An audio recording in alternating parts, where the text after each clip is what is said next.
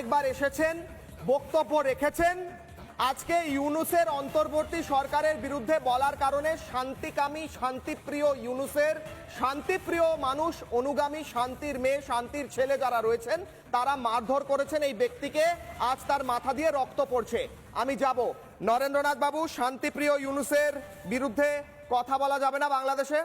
আপনারা বিভিন্ন রাজনৈতিক ক্ষেত্রে জানেন না যে বিরোধীরা কথা বলে, অপোনেন্ট পার্টি কথা বলে, এটা বাংলাদেশে হওয়া যাবে না। আর মাথা পাঠিয়ে দেবেন দ্রুত।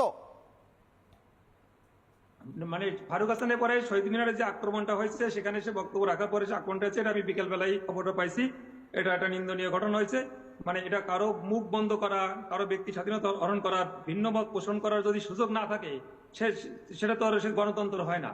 এখানে ফারুক হাসানের মূল টোটাল যে ডিসক্রিপশন আমি জানি না, তবে তারপরে হামলা হয়েছে, যে করে হোক হামলাটা আমি নিন্দা জ্ঞাপন করতেছি। গুড, তার মানে আপনি মানছেন যে বাংলাদেশে আপনারা যে বৈষম্য বিরোধী আন্দোলন ইত্যাদি বলে নতুন ব্যবস্থা এনেছেন, সেই বৈষম্য বিরোধী আন্দোলনের পরেও এখনো কেউ বিরোধী মুখ খুললে, আপনারা এতদিন যে অভিযোগ করতেন বিরোধী কেউ মুখ খুললে মারধর করে, এখন সেটাই হচ্ছে, এখনো তার চেয়েও খারাপ অবস্থা হয়েছে, মানছেন?